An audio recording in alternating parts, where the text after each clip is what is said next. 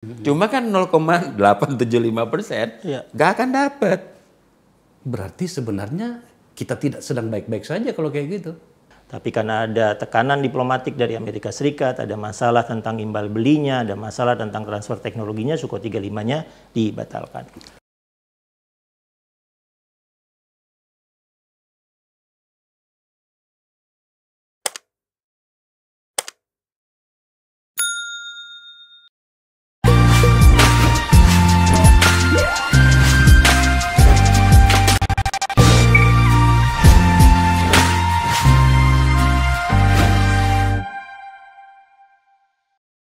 Hari-hari ini perdebatan tentang alutsista mengemuka. Jika pada 1 atau 2 bulan yang lalu dibicarakan dengan sangat keras soal jumlah dana atau persediaan anggaran yang harus disiapkan oleh pemerintah untuk pembelian alutsista, hari ini mengemuka tentang pembeliannya sendiri. Dan itu menyangkut dengan pembelian pesawat tempur dari Prancis, Rafale. Saya tidak terlalu yakin apakah penyebutan saya benar, tapi kira-kira itu yang tertulis. Dan tentu saja dengan alutsista yang lainnya, ada juga tentang kapal selam. Tampaknya ini adalah generasi pertama atau pembelian pertama dari rencana besar itu. Bagaimana pastinya, saya sudah kedatangan 2 orang tamu yang sangat layak berbicara dengan kita, kolega-kolega saya, sahabat-sahabat saya. Yang pertama adalah Mas Andi Wijayanto, dia adalah ahli pertahanan. Sudah pernah tampil di forum kita ini. Mas Andi, kedua kalinya kita datang sini lagi ya. Terima kasih diundang lagi. Masih bicarakan soal senjata lagi nih kita nih. Oke, yang kedua adalah, ini abang saya nih, mantan Kepala Staf Angkatan Laut, Laksamana Ade Supandi. Bang, lama kali baru muncul lagi ke publik ya? Ya, soalnya sekarang agak jauh. Oke. Saya ke Mas Andi dulu. Mas Andi, apa alasan kita memilih Rafale? Tapi sebelum itu, kita butuh jawaban. Seperti yang pembukaan saya tadi. Apakah ini bahwa 1.700 triliun pembelian alutsista itu sudah disetujui oleh Presiden, sudah siap dilaksanakan, dan kemudian ini apakah pembelian pertama? 1.700 triliunnya yang sekarang disepakati baru untuk menuntaskan rencana strategis ketiga KPM 2024. Itu sudah ada Perpres Jakum Haneknya 2020-2024, sudah ada juga Renstra Kemhan TNI 2020 sampai 2024 ya, dokumennya sudah ada. Nah, kalau dilihat dari dokumen-dokumen yang ada, maka tampak bahwa dari sisi pengadaan sampai tahun 2024 negara menyediakan alokasi 20 billion US dollar ya. Nah, untuk menuju ke 2044 seperti yang dulu dibahas di isu 1.700 triliun, maka minimal negara harus bisa mencari tambahan minimal 35 billion US dollar. Jadi totalnya nanti bisa 55, tapi idealnya menuju ke 74-75 billion ya US dollar. Nah, yang tambahan 35 billion US dollar itu nantinya harus dialokasikan ke Renstra setelah 2024. Itu akan ditetapkan di masa Pak Jokowi atau akan ditetapkan oleh pemerintahan yang baru, nah, itu masalah teknokratik anggarannya. Tapi yang jelas kita membutuhkan memang keberlanjutan antara rencana kekuatan pertahanan 2024 dan setelah itu apa. Seperti Rafale tadi, kita kontrak untuk 42, aktivasi untuk 2020 sampai 2024 6. Yang 36 lainnya aktivasinya setelah pemerintah yakin bahwa alokasi selanjutnya yang melebihi alokasi 20 billion US dollar itu tersedia. Ya, sekarang kita punya pilihan 2 kontrak antara 6 dan 36 untuk Rafale itu. Yang 30 berapa tadi?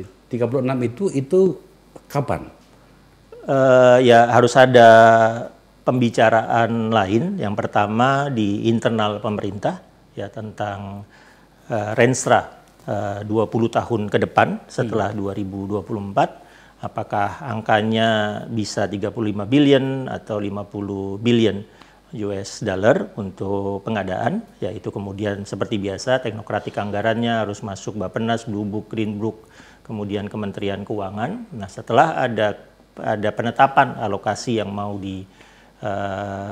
dibelanjakan, nah baru kemudian Kemhan melakukan pembicaraan lagi dengan pihak Perancis untuk mengaktifkan yang 36. Apakah itu berarti sebenarnya 1.700 triliun itu belum on sebenarnya ya? Belum on ya? Ya, belum on, ya menunggu sampai kemudian Renstra 2024-2044 itu ditetapkan oleh pemerintah. Oke. Saya bicara tentang Rafale-nya sendiri. Saya harus menggunakan logika publik, Mas Andi, karena kan banyak orang yang melakukan analisis itu kadang-kadang lebih canggih dari pengamat yang sebenarnya gitu ya. Saya ingin membuat pembicaraan kita membumi. Selama ini kan kiblat kita tentang teknologi persenjataan itu hanya dua, Amerika dan Rusia. Ya kadang-kadang kita ke Swedia, Saab gitu ya. Rafale juga Inggris apa namanya? Typhoon ya, ya itu. Lah kok tiba-tiba ini kita membeli dari Prancis. Apa pertimbangannya kemudian pemerintah lebih memilih Rafale? Apakah secara teknologi memang mumpuni dibanding dua teknologi yang tadi saya sebutkan Amerika dan Rusia, atau lebih murah atau bagaimana? Sasaran utamanya sebetulnya pesawat tempur generasi 5 ya. Kalau sasaran utama generasi 5, maka yang harus kita ambil Sukhoi 35 atau Sukhoi 50, F-22, dan kemudian F-35 dari Lockheed Martin. Nah, sekarang senjata-senjata itu masih belum bisa. Misalnya Rusia hanya menjual Sukhoi 35-nya ke Cina. F-22 dengan F-35 hanya dijual ke aliansinya, Amerika Serikat. Kita dapat sedikit di bawahnya generasi 4,5. Nah, generasi 4,5 itu Sukhoi 30, F-16 blok, terutama blok 72, lalu kemudian J-10-nya Cina, misalnya Gripen-nya Saab Swedia itu di generasi 4,5. Euro Typhoon, Eurofighter Typhoon itu juga di generasi 4,5. Nah, pada saat Pak Prabowo menjadi Menhan, Pak Prabowo itu berusaha untuk membuat potensi-potensi pesawat tempur yang didatangkan. Ya, Pak Prabowo pernah ke Austria untuk membicarakan Eurofighter Typhoon. Pak Prabowo pernah ke Amerika Serikat ya untuk F-15EX, dan kemudian peningkatan upgrade dari F-16 kita Blok 52 menjadi Blok 72 Viper ya. Ada beberapa kemungkinan yang didapat. Pemahaman saya untuk F-16 Viper itu paling ideal. Karena kita sekarang punya 40 F-16 A, B, C, D. Dari blok 15, blok 30, blok 52 yang terakhir. Kalau ini bisa dinaikkan semuanya menjadi F-16 Viper, itu akan menjadi fondasi untuk kita nanti ke generasi 5. Apakah F-22 atau F-35. Tapi itu berarti upgrade, bukan baru. Ya, dan upgrade tidak ada kemungkinan kita untuk misalnya transfer teknologi, offset dan seterusnya. Pesawatnya dibawa balik ke Amerika Serikat lalu di-upgrade menjadi Blok 72. Itu ideal tapi tidak akan menghasilkan offset dan transfer teknologi. Kalau Sukhoi 27 dan 30 ya sudah mentok gitu. Ya satu-satunya peluang kita cuma beli Sukhoi 35. Tapi karena ada tekanan diplomatik dari Amerika Serikat, ada masalah tentang imbal belinya, ada masalah tentang transfer teknologinya, Sukhoi 35-nya dibatalkan. Kita akan bicara tentang bagaimana efek-efek politik dari situ. Saya ke Pak Laksamana. Pak Ade, saya harus bertanya agak nakal kayaknya. Selama ini kan persenjataan itu lebih banyak kita bicara tentang katakanlah pesawat terbang, pesawat tempur. Sebenarnya dalam struktur anggaran alutsista kita, termasuk yang tadi saya bahas dengan Mas Andi, alutsista di TNI Angkatan Laut itu mencukupi nggak sih Bang? Setidaknya kalau kita bicara pada rentang wilayah kendali pertahanan laut kita. Sebenarnya ini bukan pertanyaan nakal. pertanyaan liar. Ya. Jadi kalau kita runtut ya, karena saya juga ikut terlibat di dalam perumusan kebutuhan Angkatan Laut dari mulai tahun 95-an. Sehingga kemudian terumuskan yang namanya MEF atau kebutuhan fisik minimum, KFM ya, KFM. Pada dasarnya itu formulasi yang sudah menjadi kebijakan nasional ya. Itu adalah bargaining antara anggaran dan kebutuhan gitu kan. Kalau kita mengikuti pada kondisi postur anggaran, maka sebenarnya MF itu adalah fakta yang harus sudah jadi patokan untuk dipenuhi. Tadi disampaikan oleh Bang Hadi Wijayanto, memang kan KFM ini 3 renstra. Tapi sebenarnya kalau mungkin ingat dulu tuh ada 5 renstra. Kita sebenarnya mengikuti pola repelita. Jadi ada repelit 1 sampai dengan 5. Cuma waktu itu yang saya ketahui 3 renstra ini artinya 15 tahun itu adalah minimum essential forces. Yang 2 tahun itu harus sudah esensial. Gitu kan. Angkatan Laut saya ingat bahwa MF yang awal itu 151 kapal. Sekarang? Sudah saya revisi tahun 2016 cerita 182. Oke. 82. Itu juga sebenarnya masih sekitar antara range-nya minimum dan esensial di situ kan. Nah, kalau seberapa besar kebutuhan kita untuk bisa mengcover Indonesia dalam konteks penegakan kedaulatan negara di laut, rumusan sudah banyak yang dinamakan pendekatan strategi hedging ya. Kemudian juga pendekatan tugas pokok, pendekatan ancaman. Nah, kadang-kadang kita ini selalu menurunkan pendekatan ancaman. Bahwa sekian tahun memang tidak ada ancaman. Ya. Tapi kebanyakan bahwa sekarang ini muncul yang dinamakan, kalau ahli strategi mengatakan ini shot of war. Gitu kan. Artinya muncul seketika, apakah itu sebab perbatasan atau sebab-sebab peristiwa di laut ya. Peristiwa di laut itu bisa terjadi misalnya kecelakaan kapal, tabrakan, atau juga kasus ikutan dari pelanggaran hukum dan sebagainya gitu kan. Atau juga ada konflik perbatasan yang belum selesai gitu kan. Itu bisa terjadi karena sebelum penyelesaian diplomasi berarti di lapangan sudah terjadi gitu kan. Oleh sebab itu memang kebutuhan jumlah alut ini tetap harus dipertahankan dalam suatu level ya. Kalau saya cenderung level kita ini untuk tingkat kombatan untuk Angkatan Laut itu berada pada kapal frigate. Frigate? Ya, nah memang frigate kita itu sebenarnya agak dilema. Ada keinginan memperbesar untuk paling tidak sama dengan frigate destroyernya India lah. Sekitar 150 meter atau sama dengan yang kemarin gonjang-ganjing kita dengan dari Denmark itu ya 140 meter.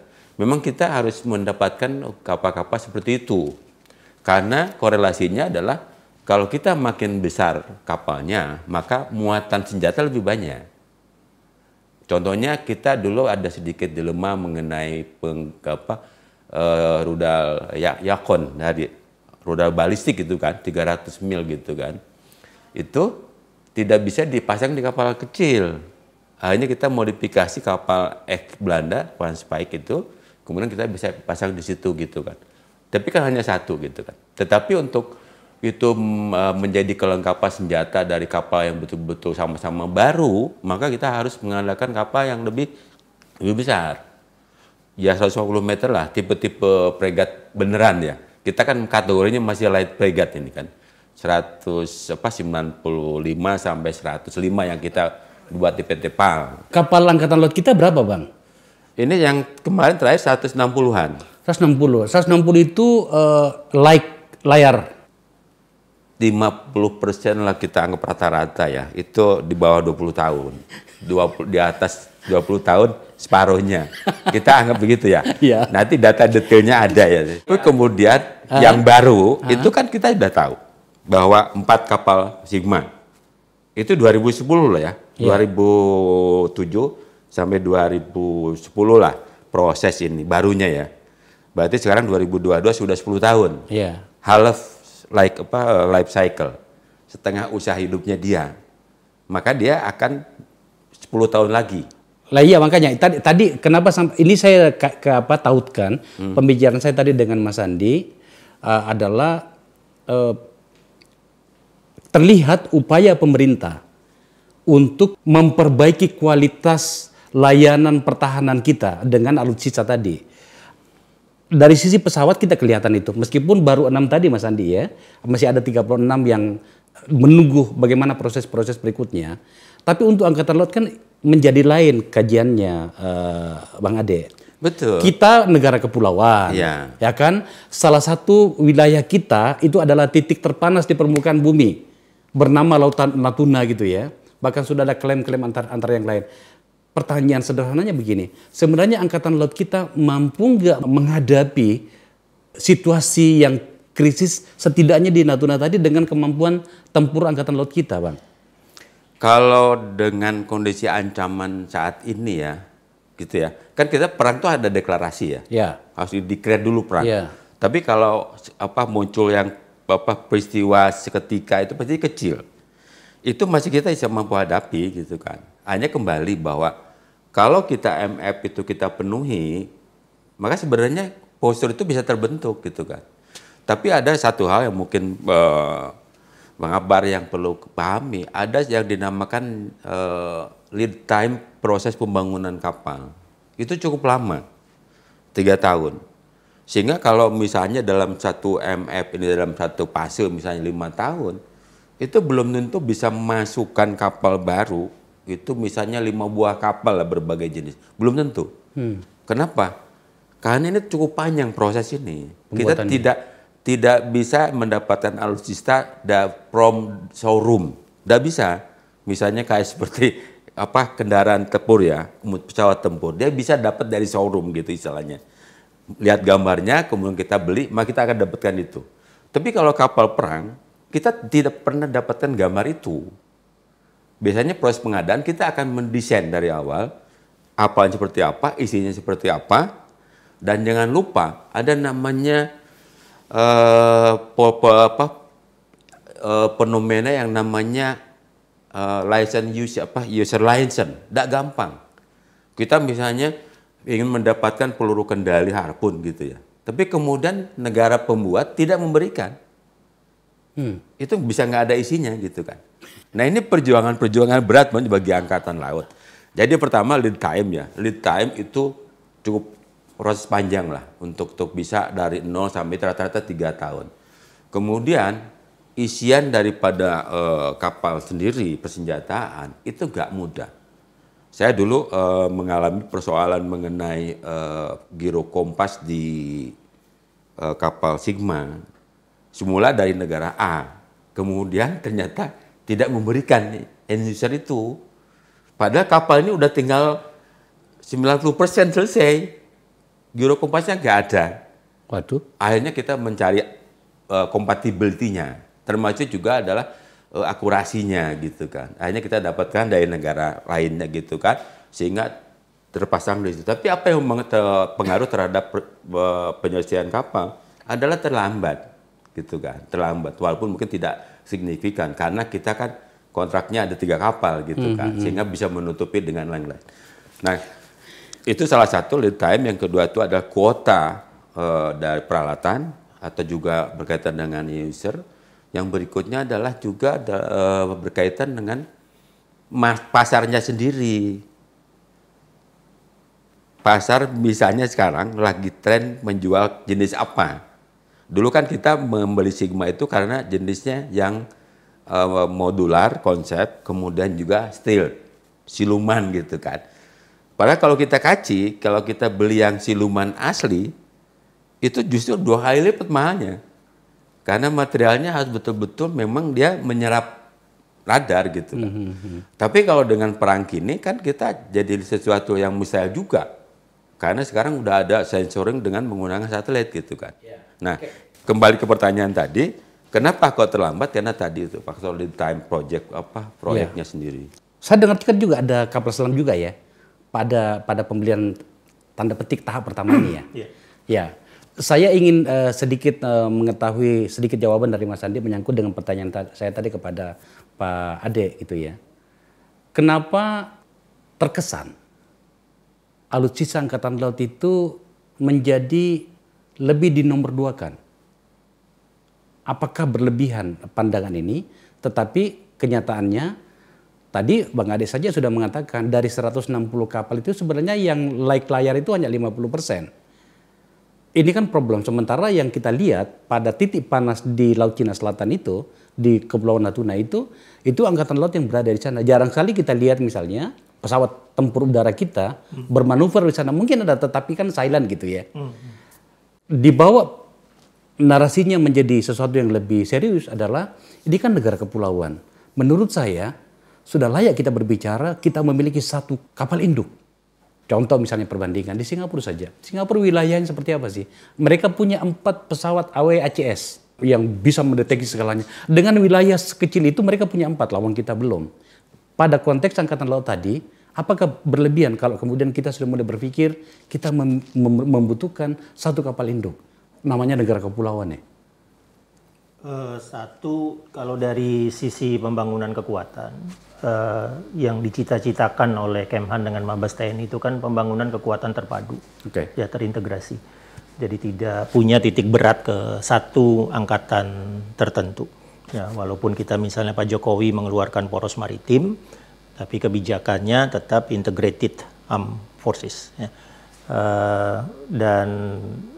Kalau dilihat dari anggaran, misalnya untuk modernisasi, tetap yang terbesar itu sebetulnya Angkatan Laut. Jadi misalnya anggaran untuk 2020 sampai 2024, Angkatan Laut itu mendapatkan 41 triliun, sementara Angkatan Udara 35 triliun. Ya, jadi anggarannya lebih besar untuk Angkatan Laut, dan Angkatan Laut memang lebih bisa katakanlah mengandalkan industri domestik, ya PT PAL untuk membangun kapal permukaan dan juga membangun kapal selam. Yang sudah dilakukan oleh Pak Prabowo untuk Angkatan Laut, misalnya ada kesepakatan dengan Italia untuk frigat, ada kesepakatan dengan Inggris ya juga untuk frigat yang langsung dengan PT PAL. Ya. Jadi tidak semata-mata pengadaan, tapi sudah menuju kepada joint development dan joint production antara Italia, Inggris, dan Indonesia melalui PT PAL. Tapi yang seperti tadi dikatakan Pak Ade, ini makan waktu, ya, karena galangan kapal PT PAL misalnya untuk membangun kapal selam ya per 3-4 tahun satu. Ya. Untuk kapal selam, untuk kapal permukaan mungkin bisa 2 atau 3 tergantung dari kelasnya ya. Tapi memang membutuhkan waktu. Hari ini kita punya total 31 kapal perang, 7 jenis frigat, terus sisanya 24 jenis korvet. Cukup nggak bagi kondisi kita hari ini? Ya, apalagi ada dengan titik panas di... Sangat kurang. Oh, sangat kurang. Sangat kurang. Untuk 31 dengan tadi kesiapan mungkin sekitar 50%. Berarti katakanlah kita punya yang ready operasional itu cuma 15. Iya. 15 harus ada di Selat Malaka, harus ada di Natuna Utara, harus ada di Ambalat, harus ada di atasnya Biak, harus ada di Arafuru. Ya, itu luar biasa. Ya, apalagi walaupun kita negara kepulauan dengan laut teritorial, ada laut-laut teritorial kita, Somlaki, Arafuru, yang karakternya high sea, yang karakternya open sea. Ya, sangat dalam, gelombang besar, yang frigat, light frigat kalau digelar di sana, wah akan kewalahan itu. Ya, untuk mengatasi kendala dari karakter samudra di Laut Arafuru itu. Ya, seperti yang tadi Pak Ade katakan, ini mestinya sudah frigat yang lebih besar, ya mengarah ke destroyer. Ya, itu kendala yang kita hadapi. Dan untuk mengatasi kendala itu memang kalau berpikir pertahanan, kita nggak bisa berpikir 5 tahun. Kita harus berpikir multiple renstra. Ya, idealnya perencanaan itu 5 renstra ya sekaligus. Nah, itu yang sebetulnya ditawarkan oleh Kemhan sekarang. Untuk 5 renstra ke depan itu yang kemudian membutuhkan 1.700 triliun itu. Nah, kita lihat datanya Mas Andi. Ini dari lembaganya Mas Andi ini loh. Lab 2045. Jadi pemirsa Pak Andi Wijayanto ini punya lembaga Lab 45. Lembaga yang paling lengkap sekarang menyangkut dengan hal-hal yang berbau pertahanan. Ini kita baca data dulu, perkembangan alutsista TNI. Sejak tahun 2000 sampai tahun 2021, ini kondisinya. Peluncur rudal sudah lumayan. Oke, sistem operasi bawah laut gitulah. Ini data, nanti Mas Andi yang jelaskan. Lanjut. Posisi kekuatan militer Indonesia, distribusi kapabilitas militer kajian Lab 45. Kita berada pada posisi tengah lah, bagian tengah ya, tengah atas dikit ya. Lumayan sih sebenarnya ini, lumayan dengan melihat kapasitas kita. Selanjutnya, nah ini butuh perdebatan yang panjang ini. Indonesia masih sangat bergantung pada teknologi asing. Tetapi dibanding dengan Filipina, Vietnam, Malaysia, Thailand, kita lebih baik ya? Ya, karena ada diversifikasinya ya. Iya, kita ada punya minimal PT PAL, kemudian Pindad segala macam ya. Ya. Tapi dibanding dengan negara-negara terutama Amerika, Inggris, Tiongkok segala macam itu sudah luar biasa. Oke, selanjutnya. Teknologi lawas masih mendominasi sistem persenjataan TNI. Ini tidak bisa kita bantah ini. Kang Ade, ini data dari lembaganya Pak Andi Wijayanto. Sudah berapa tahun kondisi ini terjadi pada kita, setidaknya pada Angkatan Laut, karena Abang mantan Kepala Staf Angkatan Laut. Sebenarnya kondisi ini kan saya menyebut kasa kan bukan dari nol, artinya melanjutkan. Nah kalau dari data ini kan saya juga tadi lihat bahwa 2009 sebagai awal mulanya MEF, tahun awal fase pertama atau tahap pertama, itu sebenarnya angka itu 151 ya. Oke. Tapi dari 151 maka waktu itu adalah yang siap itu hanya 30%. Oke. Kemudian dengan MEF dipenuhi tiap fase ya, tiap tahap itu sudah berubah kan, sudah berubah. Brigade sudah nambah, kemudian light brigade sudah nambah, korpet sudah nambah, kapal potri sudah cukup banyak gitu kan. Nah, ini sebenarnya yang perlu kita kaji antara Kephan dengan Matra lah, TNI lah, TNI Angkatan Darat, masing-masing Matra ya. Itu harus mengkaji bahwa sebagai saya sampaikan tadi ada lead time proses pembangunan kapal.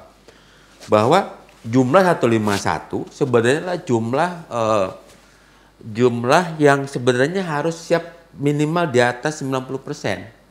Apakah dia karena baru atau karena dengan pemeliharaan. Dia harus naik gitu kan. Nah, oleh sebab itu nanti dengan adanya lifetime ini akan berkurang. Tetapi ini nggak boleh terjadi. Bahwa jumlah MEF 151 artinya jumlah tetap yang dipertahankan sampai 2024. Kalau ada dispus berarti baru harus dimasukkan proses pembangunan kapal baru atau alutsista baru. Ini nggak boleh terlambat. Nah, sekarang ini banyak musuh di Angkatan Laut untuk memperlambat. Contohnya gini kan, seingat saya proses pembangunan kapal di PT PAL harusnya sudah menggantikan 4 kapal brigade. Tetapi kan muncullah masukan baru yang kemudian mengganggu proses. Seperti apa gangguan itu? Kan berarti kan masukan ke alutsista baru, tawaran-tawaran baru. Jenis-jenis baru gitu kan. Akibatnya ini harusnya terjadi kan. Harusnya terjadi proses transfer teknologi. Dan transfer teknologi itu menurut saya proses yang paling bagus bagi Angkatan Laut negara manapun adalah transfer of production. Transfer of production. Ya, sudah bisa memproduksi sendiri. Sekarang kita kan hanya transfer teknologi, joint production, bangun. Tapi yang sedang dirancang oleh Kementerian Pertahanan ini yang kita pernah bahas di sini itu mengikutkan itu, Bang. Betul. Yang penting menurut saya karena konsep itu dari 2009 MEF sudah mulai. Cuma yang penting menurut saya adalah konsistensi. Makanya tadi sampaikan bahwa negara manapun akan mampu mempertahankan negaranya manakala di dalamnya ada paling tidak 50% adalah kemandirian teknologi. Kita udah bagus kan, ada Pindad, PT PAL gitu kan. Dirgantara sudah gitu kan. Tapi apakah kita konsisten gitu kan? Yang berikutnya juga bahwa alutsista yang sangat paling dominan dan pokok adalah persenjataan. Oke. Seberapa besar kemampuan kita untuk memproduksi senjatanya? Iya, meskipun kapalnya ada tapi nggak bisa nembak, Nggak bisa nembak cuma gitu kan, bawa kaleng kosong gitu kan. Nah, makanya itu yang kita cari di Angkatan Laut dulu, kalau bisa tetap bahwa kita beli dulu hampir saja dulu beli dari Belanda itu kan kapalnya nggak ada senjatanya. Tapi karena kita negosiasi akhirnya dapat ya. Artinya bahwa grafik-grafik ini bagus karena ini juga menjadi pembelajaran bagi kita di perencanaan Angkatan Laut tentunya. Adalah bagaimana proses akuisisi untuk mengganti atau pengadaan kapal baru itu harus sinkron dengan punahnya yang lama. Jangan sampai terlambat. Karena berarti itu kegagalan dalam perencanaan, fail gitu kan. Nah ini juga di DPR, di Kemhan juga harus paham ini. Iya, iya. Coba tampilkan anggaran persenjataan masing-masing presiden. Nah ini, Mas Andi, coba kita lihat ya perbandingan anggaran alutsista itu era SBY dan Jokowi ya. Dari tahun 2004 itu maksimal pada saat Pak Jokowi mulai menjadi presiden itu 80,76. Terus kemudian sampai sekarang itu 136 triliun di masanya Pak Jokowi. Sambil kita membayangkan dan memperdebatkan yang 1.700 triliun itu, karena itu panjang prosesnya. Sebenarnya angka ini cukup nggak sih untuk menjaga wilayah kita? Lawang sementara di atas kita ini ada titik panas loh. Ini pertanyaan klasik. Tetap saja kita harus bertanya seperti itu, Mas Andi. Ya, patokan sederhana kan misalnya bukan hanya melihat angka absolutnya ya. Ya. Tapi misalnya satu melihat ini berapa persen dari PDB. Oke. Ya, kalau dilihat dari persentase dari PDB ini kira-kira 0,78% rata-rata di masa Pak Jokowi.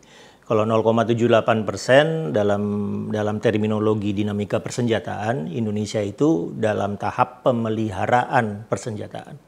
Ya, di bawahnya ada pengurangan senjata. Kita di atas itu pemeliharaan persenjataan. Di atasnya ada modernisasi, di atasnya ada pengembangan sistem persenjataan. Untuk menuju ke modernisasi, kita sudah harus menuju ke 1,5%. 1,5% dari PDB. Okay. Untuk menuju ke pengembangan arms build up, kita harus lebih dari 1,5%, mengarah ke 3%. Ya. Nah sekarang kita masih 0,78%. Ya pada dasarnya ini pemeliharaan. Ya, jadi maintenance. Ya, itu satu cara melihatnya. Cara kedua, alokasi ini kan tidak seluruhnya untuk persenjataan. Ya, ini kira-kira masih 60-an% untuk rutin operasional organisasi dan kesejahteraan prajurit, 40% untuk persenjataan. Yang 40% dari persenjataan juga tidak seluruhnya untuk beli senjata. Ya, jadi misalnya anggaran untuk Angkatan Laut 41,7 triliun sampai tahun 2024. Ya, untuk memelihara kesiapan nih, bukan beli untuk memelihara kesiapannya sampai 2024 dari 41 triliun itu 18 triliun. Hampir 50% itu untuk pelihara kesiapannya. Ya, Angkatan Udara lebih fantastis lagi. Anggaran untuk alutsistanya 35,1 triliun, untuk memelihara kesiapannya 28 triliun. Sisanya cuma 7 triliun untuk beli yang baru. Nah, yang baru yang saya lihat di masa Pak Prabowo ya, Pak Prabowo itu merencanakan kesiapan tempurnya 100%. Ya, jadi kalau dilihat Jakumhanek dengan Renstranya, itu sekarang ada kata-kata dalam tanda kurung harwat pemeliharaan perawatan 100%. Nah, itu yang membuat anggaran tiba-tiba naik untuk kesiapan. Ya, misalnya sekarang udah diperhitungkan untuk Angkatan Udara, pesawat tempur yang ada, kan sekarang kita punya 45. Ya, tapi kondisi siap operasionalnya 45%. Ya, anggaplah 15 yang siap operasional. Dari 15 yang siap operasional itu udah diperkirakan mereka akan terbang berapa jam. Ya, kira-kira kalau saya lihat dengan standar 200 juta per jam terbang untuk ke tempur, maka skuadron kita bisa terbang 8.000 jam.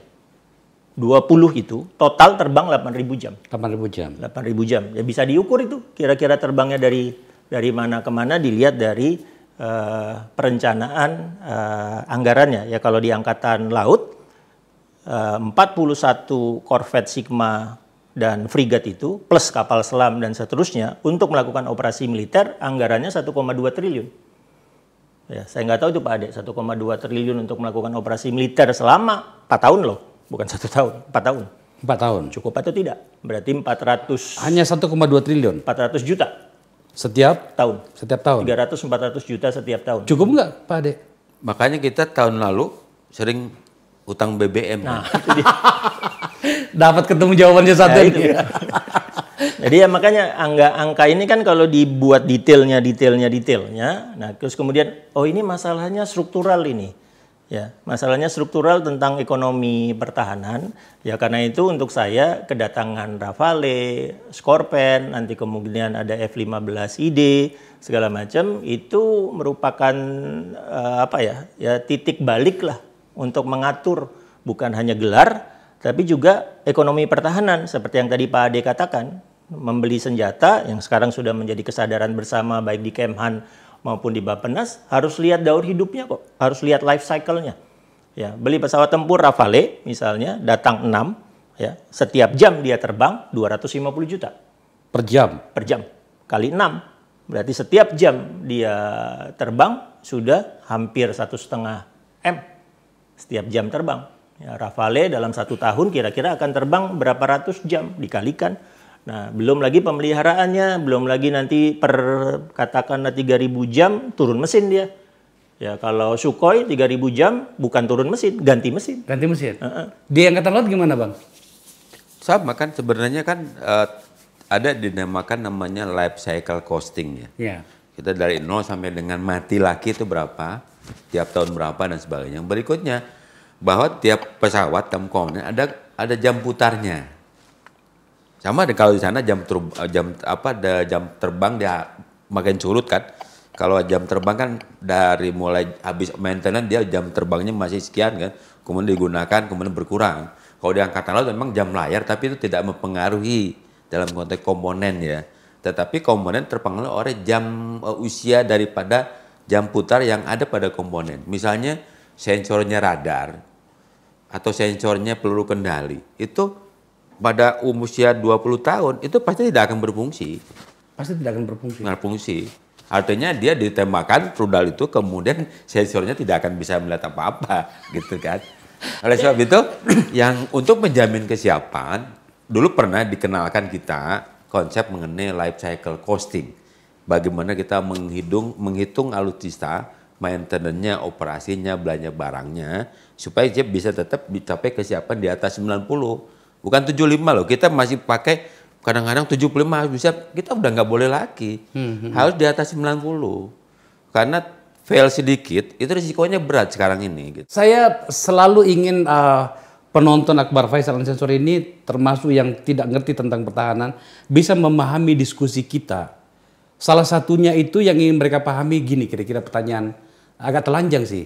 Sebenarnya kita ini butuh berapa kapal dengan luas wilayah kita agar kemudian kita secara bangsa baik-baik saja dalam situasi yang katanya orang banyak ancaman.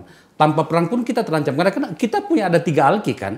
Itu bisa terjadi kapal apa saja di situ, mungkin pencurian ikan lah segala macam. Itu sebenarnya berapa Bang yang kita butuhkan? Sekarang kan Abang tadi bilang sekitar 168 ya. Yang layar itu maksimal 50%. Berarti sebenarnya kita tidak sedang baik-baik saja kalau kayak gitu. Jadi kita harus realistis begini, bahwa mimpinya Angkatan Laut sesuai dengan amanah negara gitu ya, untuk menegakkan kedaulatan negara di laut, pasti sama memandang NKRI itu dalam konteks profesi militer, butuh sekian gitu kan. Maka hitungan kita ya, hitungan ini hitungan waktu saya seskoal dan waktu saya sekolah TNI juga saya pernah hitung. Untuk Angkatan Laut memang kita ambil minimum esensial 151 kapal, berbagai jenis ya. Kemudian kalau kita lihat standar itu 186. 186. Ideal 274. Kapal. Ya, 274. Tapi kemudian kalau kita juga memahami tentang kondisi lah keuangan negara, bahwa memang memelihara Angkatan Laut itu butuh biaya besar. Karena contoh ya, dari sisi maintenance, umum di negara manapun, Amerika Serikat maupun Prancis maupun Inggris, at least 1% from the original price. Jadi kalau ada harga kapal itu 5 triliun, maka tiap tahun harus 1 itu ada dialokasi untuk budgeting, maintenance.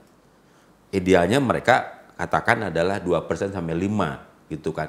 Supaya bisa maintenance namanya teknologi itu tidak ketinggalan. 10 tahun loh biasanya harus ada istilahnya tuh midlife modernization. Selalu ada kapal itu pertengahan usia pakainya dimodernisasi ya gitu kan. Nah, jumlah tadi tentu saja jumlah dari sisi kuantitatifnya, dari sisi kualitatif perang itu tentunya kita berpatok pada kapal kombatan. Nah, dengan 151 yang jadi basic hitungan kita, at least 50 itu adalah kombatan. Di dalamnya frigate atau korvet atau kapal selam atau kapal berpeluru kendali. Ini akan dihitung dalam konteks istilahnya tuh battle ordernya lah. Kalau patroli kan enggak, kan sekarang enggak mungkin lagi perang dengan meriam itu enggak mungkin. Paling tidak kita perang menggunakan peluru kendali. Rudal gitu. Makanya sebenarnya daya firepower satu negara seberapa banyak Indonesia memiliki peluru kendali, itu aja. Oleh sebab itu sebenarnya dari sisi kebutuhan total kita sebenarnya berapa persen kebutuhan negara mengeluarkan expenses untuk pemenuhan kebutuhan laut. Dulu rencananya 2% loh waktu awalnya, mungkin Pak Andi ingat. Tapi kenyataannya 1% jarang terlewati gitu loh. Ini sebenarnya tantangan. Makanya saya setuju juga bahwa memang Bappenas, Kemhan, kita jangan lagi selalu menstigma negatif mengenai biaya pertahanan. Oh, ada pikiran itu? Ya kan di stigma negatif tuh, ini paling besar gitu kan. Memang kebutuhannya besar. Ya, gitu mungkin diperbandingkan dengan harga traktor kali ya. Nah, itu menurut saya. Gitu. Karena Singapura itu tiap tahun dia selalu konsisten 3%. Makanya tadi Bapak bilang punya awak segala macam, normal. Kalau kita 3% juga punya gitu kan. Cuma kan 0,875% nggak akan dapat. Jawabannya bagus. Mas Andi, saya dengar pemerintah Amerika langsung bereaksi ketika kita bernegosiasi dan deal dengan Prancis untuk pembelian Rafale dan 1 atau 2 kapal selam. Apa yang terjadi? Ya, bisa saja ini kompetisi industri pertahanan ya. Ya.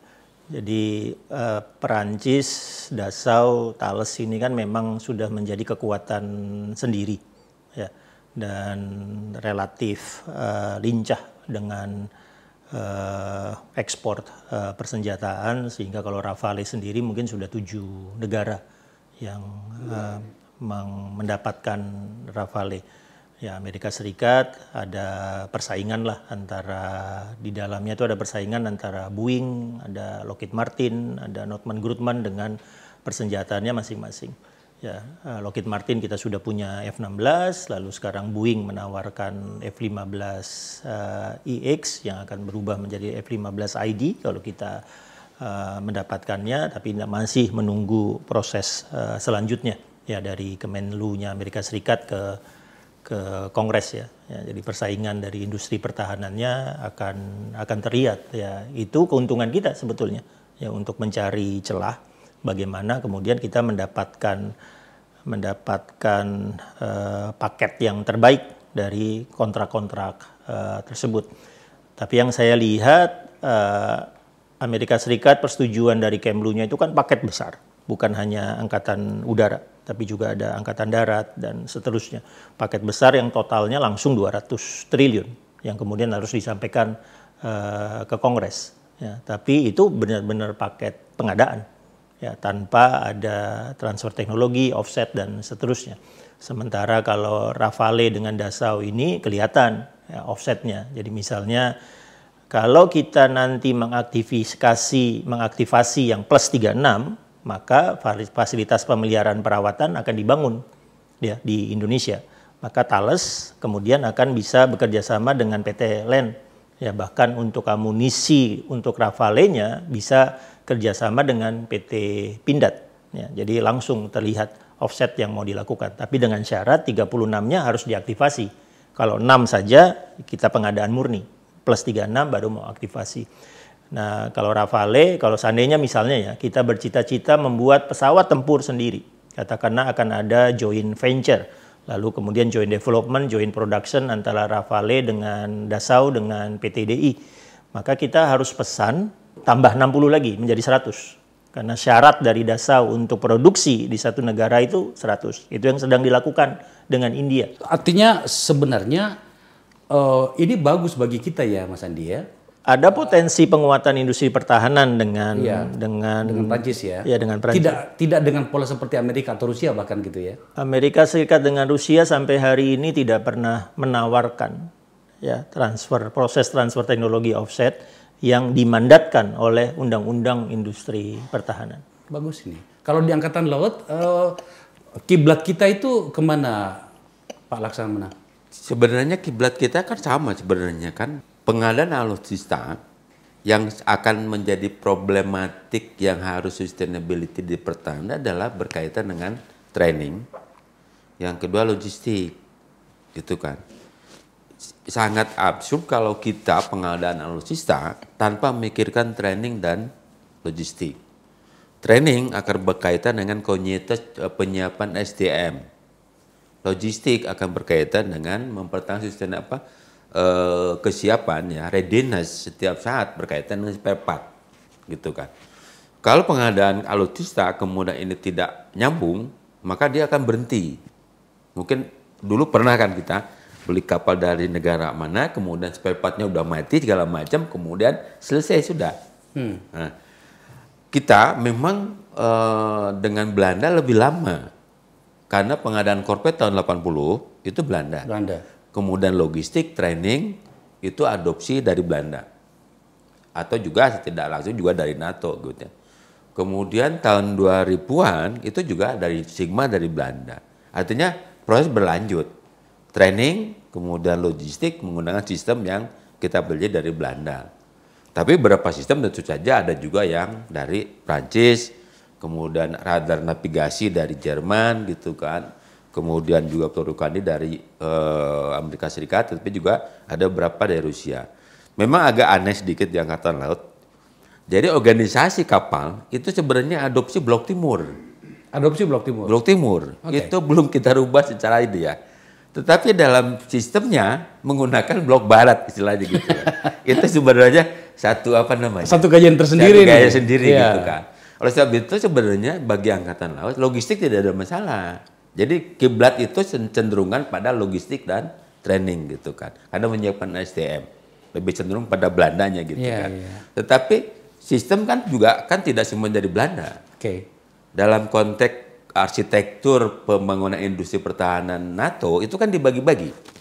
Misalnya peluru anti udara dari UK, Prancis untuk surface-nya, Italia untuk underwater-nya, combat system-nya Belanda, kemudian komunikasi Jerman gitu kan, beberapa peripheral Swedia, Denmark dan Belgia kan gitu ya. Menarik. Ya. Mas Andi, terakhir. Saya mau melompat ke 2024, pasca 2024. Insya Allah akan ada pemerintahan yang baru. Mendengarkan penjelasan Anda berdua tadi, maka tidak boleh lagi ada lag. Tidak boleh lagi ada keterlambatan atau bahkan barangkali penundaan dengan rencana-rencana ini. Lawang kita sudah telat kok ini.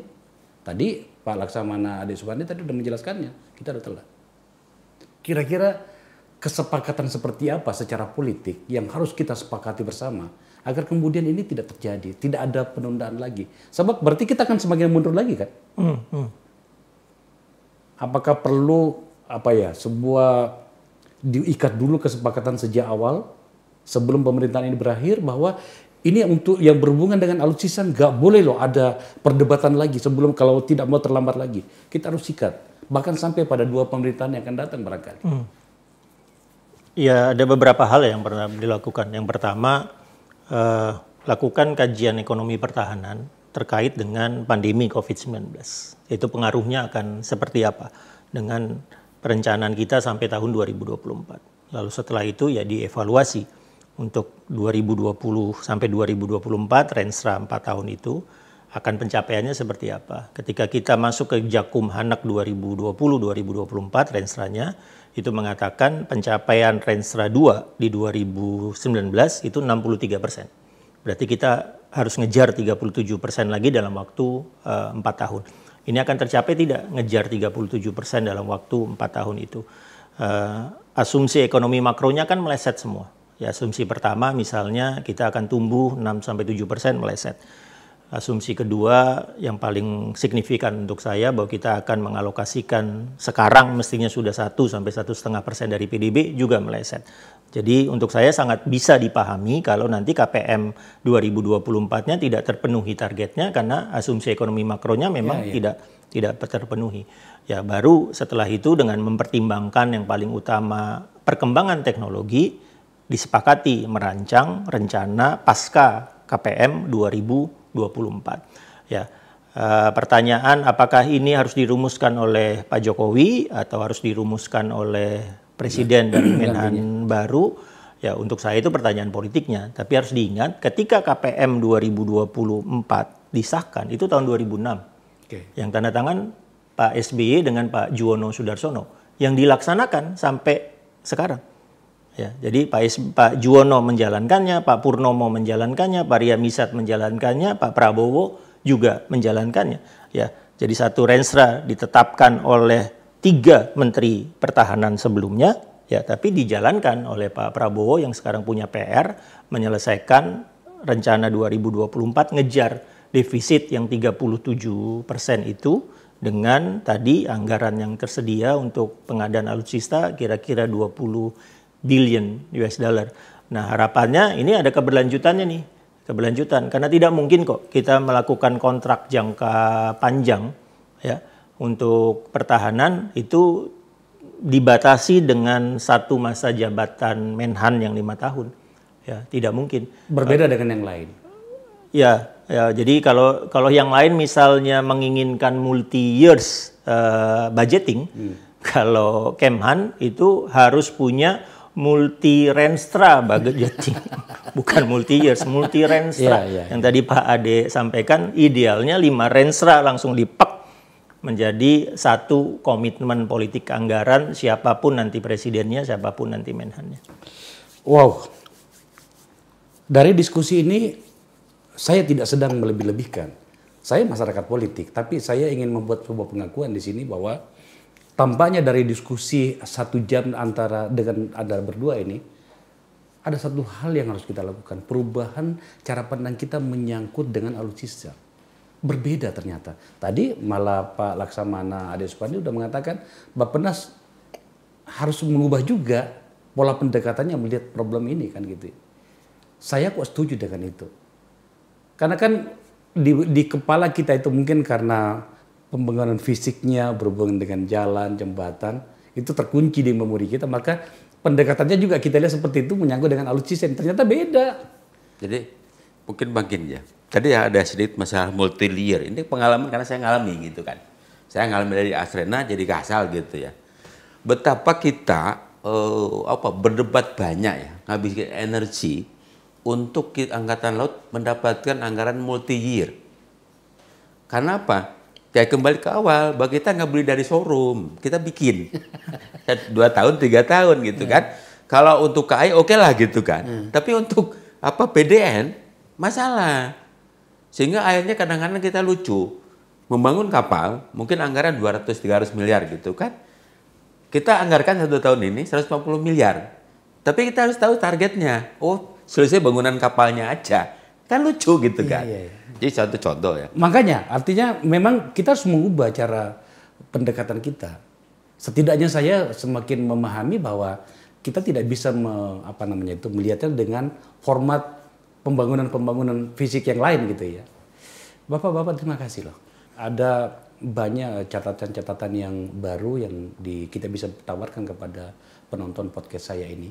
Pemberdayaan masyarakat atau pikiran-pikiran baru agar kemudian kita lebih maju melihat kondisi kita. Hari ini kita memperdebatkan, membicarakan tentang persenjataan. 3 bulan yang lalu dengan Mas Andi di sini, kami di sini membicarakan dengan sangat keras menyangkut 1.700 triliun itu. Kata orang mengatakan besar sekali, tapi setelah mendengarkan Anda berdua, kayaknya masih kurang gitu. Masih kurang gitu. Baik Bapak sekalian, terima kasih ya. Anda bisa melihat bahwa tidak bisa hanya kita bicarakan ini 1 jam. Harus ada episode-episode yang lain. Termasuk yang sudah saya rencanakan dengan Mas Andi menyangkut dengan pergerakan personil. Dari pangkat kolonel ke pangkat jenderal seperti apa. Dan seterusnya dan seterusnya. Terima kasih telah menyaksikan acara ini. Baik.